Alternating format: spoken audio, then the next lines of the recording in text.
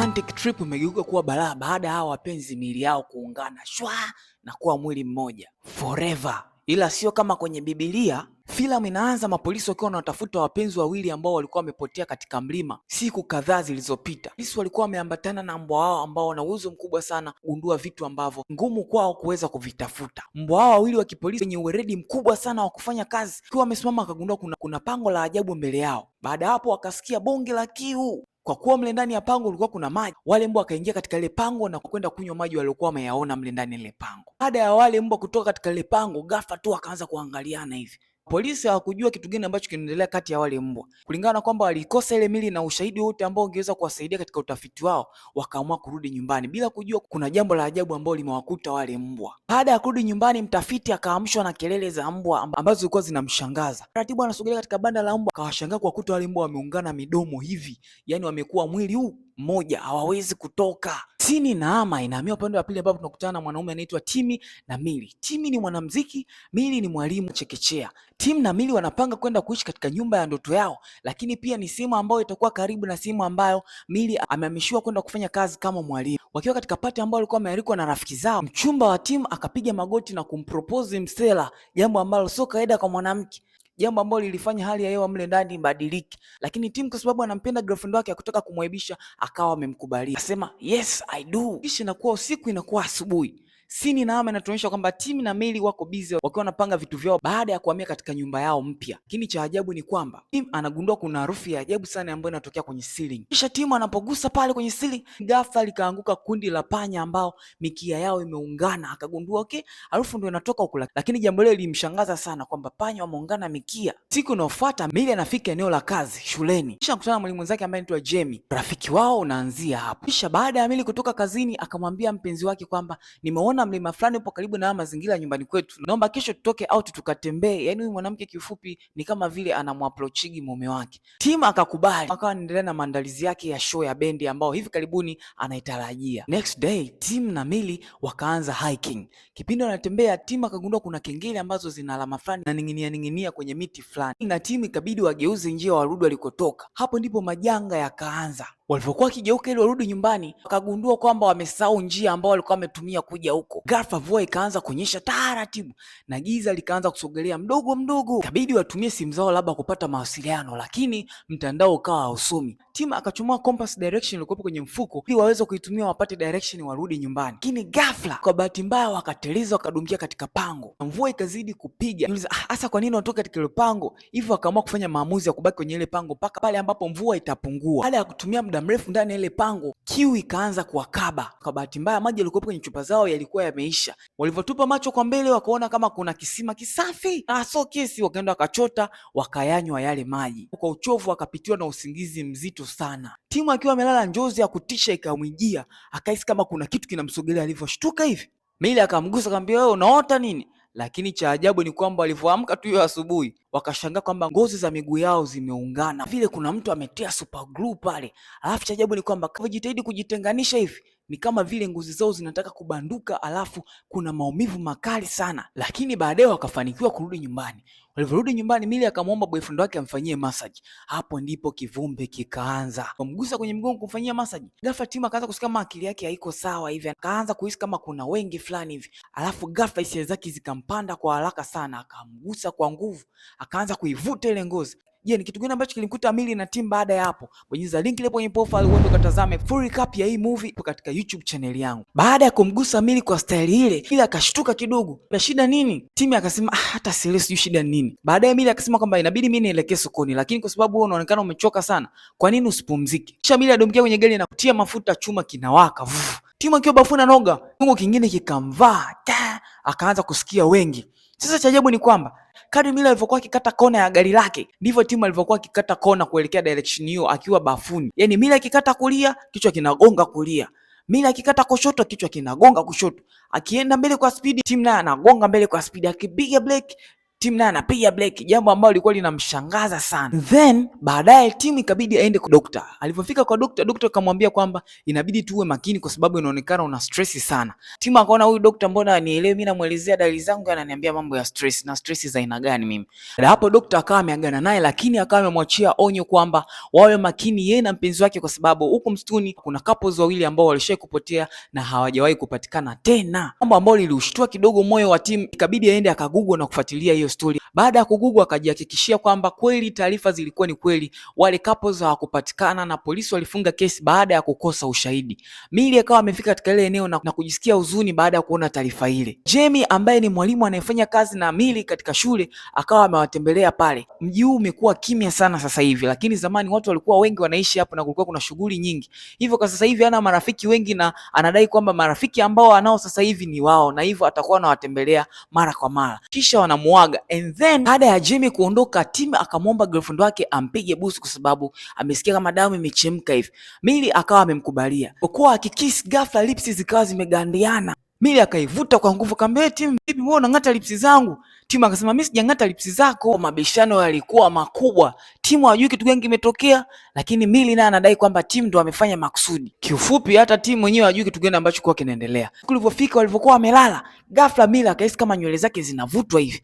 Anageuka nyuma hivi, anamwona Tim anameza nywele, alafu anasikia sauti, hizi nywele ni za kwangu. Tim anaamka hivi, ashangaa nywele ziko kwenye mdomo, anza kung'ang'ana kuzing'oa kwa sababu nywele zilikuwa zinajivuta kuingia katika mdomo wa Tim. Mili akashangaa sana. Baada ya kufanya juhudi kuzivuta zile nywele zikawa zimechoropoka. Babaki wanashangaana. Chini wakaona kuna nywele zimebaki ambazo zilikuwa zimetoka katika kichwa cha Mili. Kivumbi kimeanza. Ila wazungu wakupotezea vitu vingine. Asubuhi iliyofuata Tim anaonekana anajiandaa kwenda katika bendi yake. Lakini demu wake akamwambia, "Hapana, usiende. Unaonekana hauko sawa." Amemkatalia na ile jambo likainua kidogo arguments fulani pale. Mwisho wa siku Timu akawa ameondoka na kumwacha Mili akiwa anashangaa. Sasa kitu cha kushangaza ni kwamba Timu alipokuwa katika kituo cha treni anasubiria treni, ghafla ile hali ya ajabu ikamwijia tena. Kuna force fulani na mvuta arudi kwa mke wake. Akachukua vidonge ambavyo dokta alimpatia, lakini vidonge navyo havikufanya kazi. Time inavyozidi kwenda, Tim anasikia kabisa mwili wake kama vile unamtaka Mili awe karibu naye. Wakati huo Mili akiwa shuleni anafundisha, hajui lolote linaloendelea. Tim alichanganyikiwa, akageuka hapo hapo mara moja kurudi kwa demu wake Mili. Wakati huo Mili amemaliza tu kufundisha pale. Hivyo kuna mwanafunzi akawa amechora mchoro fulani hivi wa ajabu. Kachora mbwa wawili ambao wameng'ang'aniana midomo. Mili akamuuliza yule dogo, "Hawa ni mbwa wako?" Dogo akasema, "Washakufa." Akiwa anajiuliza maswali mengi, dirishani akamwona boyfriend wake amefika. Wakakutana. Walivyokutana, mwili wangu unajisikia vibaya sana nikiwa mbali na wewe, ila nikikusogelea najisikia vizuri. Baada hapo hisia za ajabu zikawa zimewapanda kwa hali ya juu. Mwisho wa siku akazama kwenye choo, wakayaruka yale mambo mwanangu.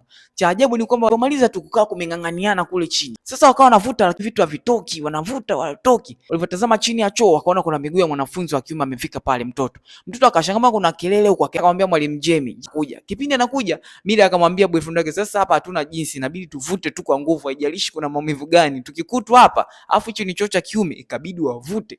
Mili akavuta kwa nguvu, ngoma zikawa zimeachana bana. Akawa ametoka nje. Jamie akamwambia, "Vipi Mili, mbona uko katika choo cha wanaume?" Mili akawa anajitetea, akadai kwamba alikuwa katika siku zake, so akawa amepata emergency, ikabidi aingie huko ili ajitetee kwa haraka. Mwisho wa siku msela hakutaka kuuliza maswali mengi, akawa anaondoka. Pia anaondoka hivi akatupia jicho pembeni, akaona kuna miguu ya mwanaume. Hakutaka kuuliza maswali mengi, akawa amepotezea. Unaambiwa baada ya hapo walivyorudi nyumbani, Mili alimfokea Timu, "Wewe unakujaje kazini katika hali kama ile? Wewe unataka kunifukizisha kazi? Mbona kidogo tu nifukuzwe kazi? Unataka wale wanafunzi wanifikiriaje mimi?" Timu akasema, "Mimi mwenyewe sitaki, lakini nashangaa tu mwili wangu siuelewi." Baada ya hapo ikabidi Mili arudi kwa mwalimu mwenzake na akaombe msamaha. Kapala akamwambia kwamba anaomba apotezee tukio ambalo lilitokea shuleni halitojirudia tena, lakini Jamie akawa amesema kwamba usijali, haya ni kawaida tu. Baada ya hapo Mili akaanza kufunguka kuhusu mahusiano yake na tatizo ambalo linaendelea katika mahusiano yake. Jamie anatoa ushauri fulani hivi wa ajabu sana kwa sababu yeye alishakuwa na experience katika ndoa. Ambia Mili kwamba inabidi muwe kitu kimoja. Akaanza kutoa ushauri na maneno ambayo alimfanya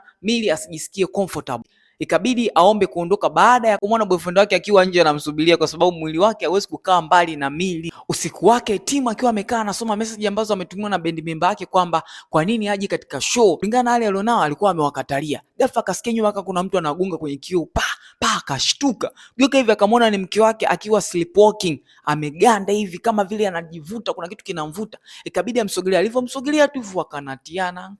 Ngozi zimenatiana kwa nguvu sana. This time issue imekuwa so deep. Kampiga kofi demu wake akawa ameshtuka, alikuwa kama usingizini. Demu alikuwa anaota, kumbe issue inatokea live. Hapa akagundua kwamba hili tatizo limesha kuwa kubwa. Kisha wakawa wamekaa wanajadili tufanye nini. Wamefanya maamuzi kwamba kila mtu alale kwenye chumba chake. Baada hapo kule wakawa wametengana. Lakini wakiwa wamelala usiku, ghafla akashangaa miili yao inajivuta bila wao kutaka. Yaani nataka kusogeleana. Oya, kivumbi kikaanza.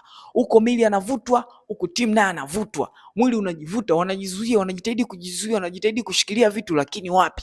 Miili inajivuta mpaka wakasogeleana, mikono ikaingiliana mwanangu. Wanajitahidi kuivuta lakini ni maumivu makali sana. Timu anaomba timu yake vuta. Kilichofuata ni kwamba tukio lile liliwazidi nguvu, timu akawa amezimia. Timu anakuja kufumbua macho hivi anakuta ni asubuhi na amefungwa miplastiki, na demu wake naye amejifunga miplastiki, alafu ameshika drill. Timu akashtuka, akamwambia girlfriend yake, unataka utumie ile dude kutenganisha mikono? Akamwambia hatuna jinsi, tutenganishe hii mikono, la sivyo kitatulamba. Ikabidi timu akubali bana. Kisha Mila akachukua pombe kali akamwambia, hebu tunywe ili tupunguze maumivu. Baada ya hapo drill ikafuata, mkono ukawa umetenganishwa, akafunga plasta. Kivumbi baada ya muda fulani wa maumivu akawa ametengana bana. Baada hapo Mila akamwambia inabidi twende hospitali mwanangu, hili jambo liko serious. Wakawa wanatoka nje kwenda hospitali, Mila akakumbuka kwamba funguo yake ya gari aliacha katika nyumba ya mwalimu mwenzake Jamie.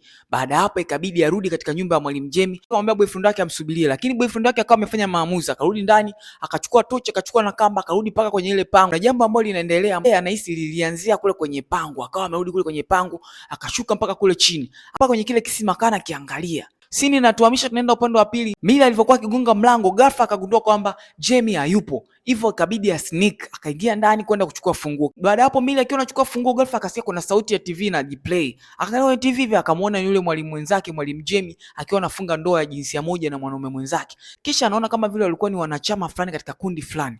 Alafu baada ya hapo akaona wameungana mkono, wakazama kwenye jeneza fulani hivi, wakaunganishwa mwili ukawa mmoja. Akashtuka. Akasema kama tukio ndio linataka kunitokea mimi na boyfriend wangu. Ghafla akasikia sauti ya mwalimu mwenzake akamwambia, nilikwambia kwamba inabidi nyie muwe mwili mmoja. Akashtuka. Upande wa pili tunamwona timu akiwa anaendelea kuchunguza yale maji. Ghafla nyuma kuna kiumbe cha ajabu kikawa kimemtokea. Ni watu wawili waliokuwa wameungana. Akagundua kwamba hizi ni sura za wale watu ambao hawakupatikana katika uchunguzi na walikuwa wameungana vibaya sana, kwa sababu inaonekana wao walikuwa wanapambana, wanabishana na ile hali. Process ni ngumu na ukibisha ndio unakuwa mbaya hivi. Akapanda juu kwa haraka, kwa kama amelala juu pale anapumua huko amechanganyikiwa. Wakati wa upande wa pili tunamwona Jamie anaendelea kuongea utumbo wake, lakini mpaka hapa tunagundua kwamba Jamie ndio mtu ambaye alisababisha yale maji katika lile pango, na akamwambia Mili kwamba tayari mmeshakunywa hayo maji, kwa hiyo hamna budi, inabidi mkubaliane na mabadiliko, na hivi karibuni mabadiliko yatakuja kwa spidi sana. Lakini kabla Mili hajachoropoka katika mikono ya Jamie ku speed up ile reaction, akamkata mkono kidogo,